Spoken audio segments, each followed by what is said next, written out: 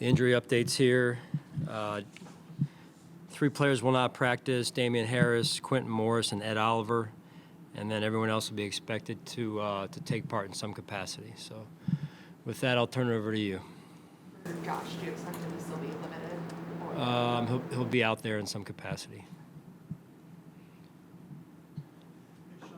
Defense is still giving up a lot of long rushes. As you examine those on a weekly basis, is there a common theme, like missed tackles or not getting off their block? A little bit of that, a little bit of gap integrity. Yeah, so it's more than one thing, and it's things that we can control, and that's what we've got to do moving forward is do a better job with those. One more nitpick on defense. Third and medium has been an issue the last couple of games. Is it marrying the coverage and the rush on those plays? Yeah, I mean, it's, I think we were pretty good. And then just a couple of things lately that have shown up that just execution of coverage. I think the rush has been pretty good, honestly. It's just more of the execution of coverage at this point and the coverage technique. And then don't leave out, I got to put them in a better position also. That can always be the case, right? I mean, as a play caller, that's what you look at. And I mean that. It's, hey, what could I have done better? That's where it starts, and always trying to put them in exactly the right position. Follow up on that then. Are you still learning? I mean, you've had to plug some new guys in. Always learning. Yeah. Always learning. Yeah. Always learning. No, it's just no, I mean, you guys know me. I'm always learning. I think the game's always evolving. So even if it wasn't, you're always learning. And in this case, this is the NFL, so people are kind of zigging and zagging back and forth week to week, and how offenses are working. And then, you're 5 or 6 weeks now, 6 weeks in, and people are seeing some things, and they're trying to attack some things, and then so we continue to zig and zag as well as. And trying to stay out in front. So it's always you're always chasing, basically. Sean, are you hopeful that Ed will be able to practice tomorrow and then play Sunday? Hopeful. Yeah, I'm hopeful. We'll see. Sean, on your answer to Ryan a minute ago, I don't mean to be too philosophical or go down the rabbit hole too far, but football's pretty cyclical. We've seen that, and there's some numbers that show that defenses are now maybe the scoring's down, I guess, in the league, around the league a little bit. Do you see that as a response to that type of thing, like being cyclical, where, hey, the offense was putting athletes on the field, so then the defense did, so now the offense is kind of responding to how they have to respond with heavier personnel? Is that what's happening around the league, maybe?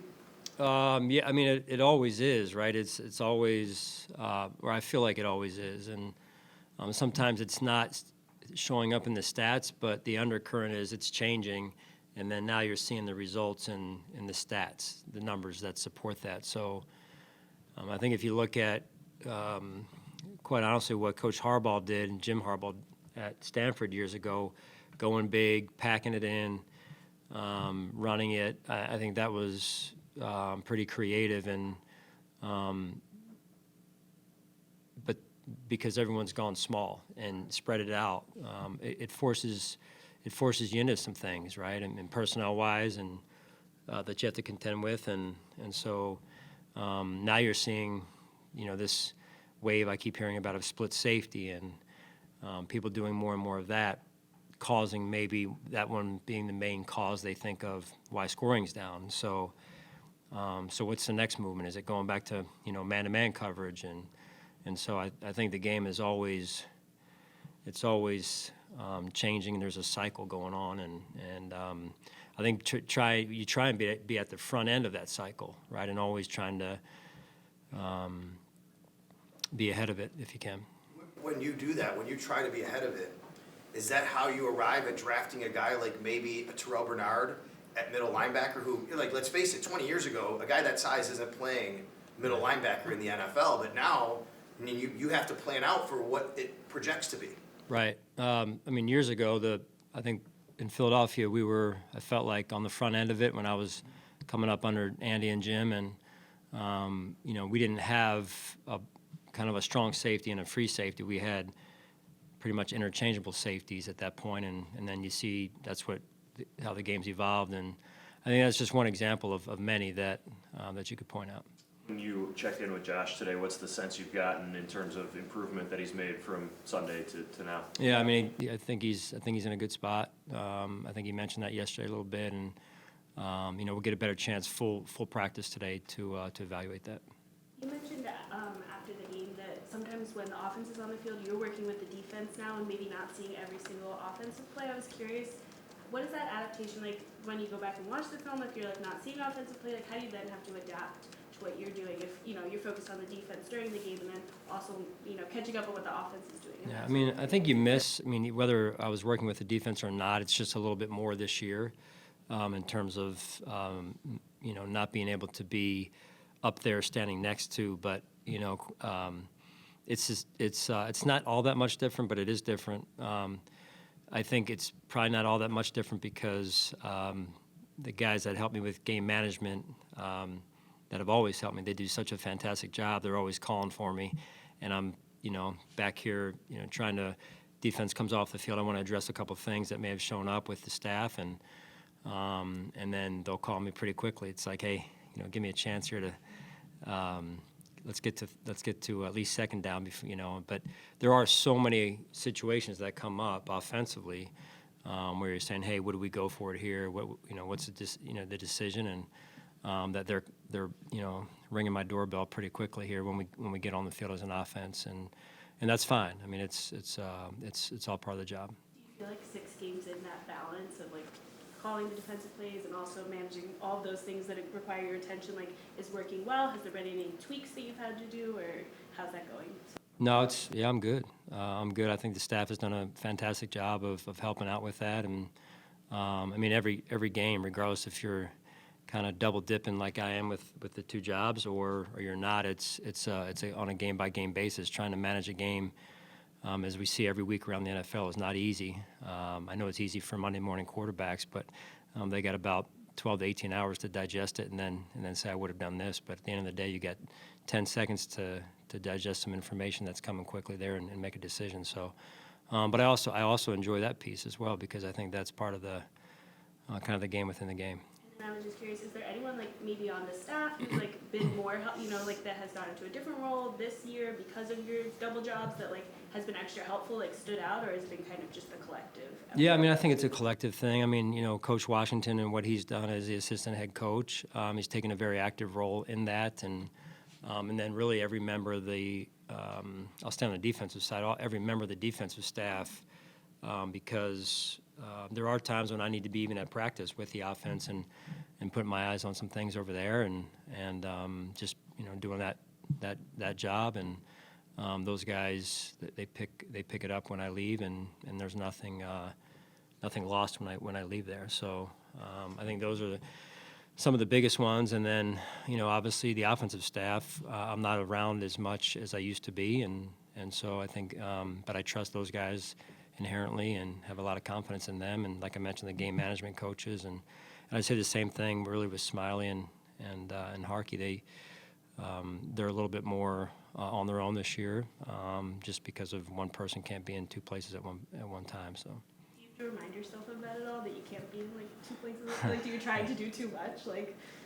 Yeah, I mean, I guess I'll tell you, it's the Monday through Thursday are the hardest days because you're game planning and you're dealing with people from a leadership standpoint and a head coach standpoint, and that's kind of the thicker mud of the week, if you will, that you got to work through. It's the grind, but once you get to Friday, it usually lightens up a little bit, and so that's something to look forward to at least. On the coaching note, I know Bobby Babbage has been here for a while, 2nd year in this role though. How have you seen him handling everything that's kind of come his way with, more than usual with the position battle, injuries? Yeah, I mean, he's done a good job. He really has.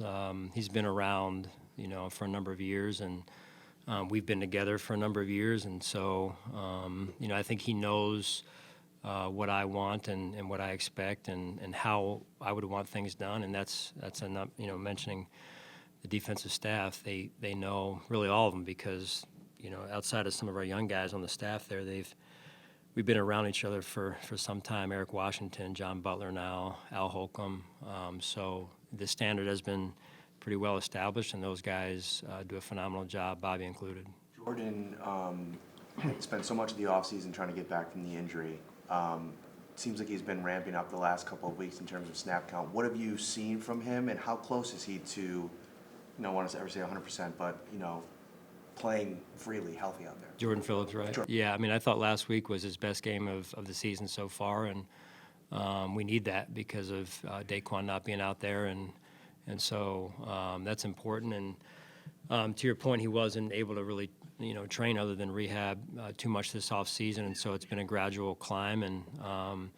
But it's important that he continues to climb because we need him to, and his play that continues to raise to a level that can really impact the game for us, like I know he can. How have you seen Ken respond this week? It's a couple of tough weeks for the offense, and there's been some tough questions asked of it. And how has he responded to that, you think? Yeah, he's done a fantastic job. Life in the NFL, right? It's a 1 week at a time business, and you could be everyone's genius 1 week. I'm not saying specific to Ken or not. It's just that's how you guys make it, right? You guys want us to ride the roller coaster really high, and same thing with the players, and then really low when it gets tough. And it's what happens in the valleys that really defines who you are as a coach and a person. And I think that's a true test of the character of all of us. And I think Ken has responded tremendously, in particular this week. And at the end of the day, he wants what we all want, which is to win. When it comes to Vaughn's recovery, how much easier has it been to maybe not push him to get back there 100% when the rest of the guys on the defensive line have been playing the way that they have and contributing the way that they have in his absence? Yeah, I would say you're accurate, really, Heather, with that. You never want to push a player, right? And I know you're not inferring that. It's just, like last year, Trey was out there in a starting role, and we were banged up at the corner position as it was, and so he gets out there, and it was a little bit of a different situation, right? And now it's Vaughn, and the other guys have done such a nice job to this point, at least, that having him come back is not like, hey man, we need you to come right back and do X. It's still, but it gives you a little bit more comfort knowing that the other guys are playing the way that they are and the style that they're playing. But yeah, you just never force a player. But there's definitely a little bit more like urgency, I guess, from a coach. Like, hey man, can't you just be right away what you were? And that's unrealistic, I guess. So. But he'll as specific to Vaughn, he'll get back.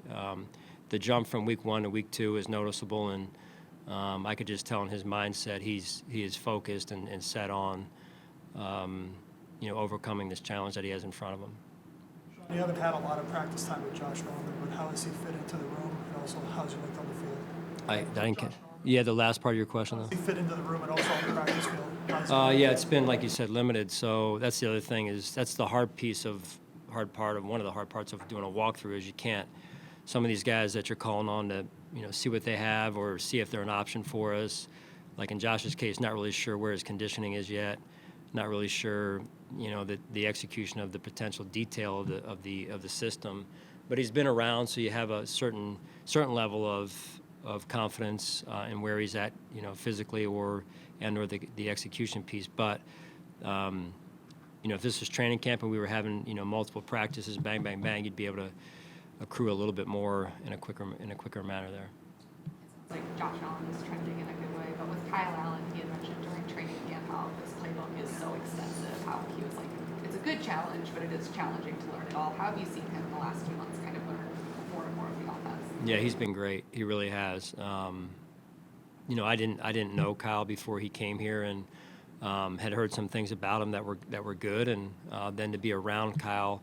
In training camp, it's a little bit different because the roles aren't defined. Even though Josh was clearly our number one, Kyle was in a position battle, and then to then go into the season and needing to embrace a true backup role, that's a different mindset a little bit altogether, and but a challenging position to be in because you're one snap away from needing to lead a team like that, and usually as a backup quarterback, the life they live, they don't get a lot of reps during the week. So it's, to me, one of the hardest positions and roles to be in on our team. Good?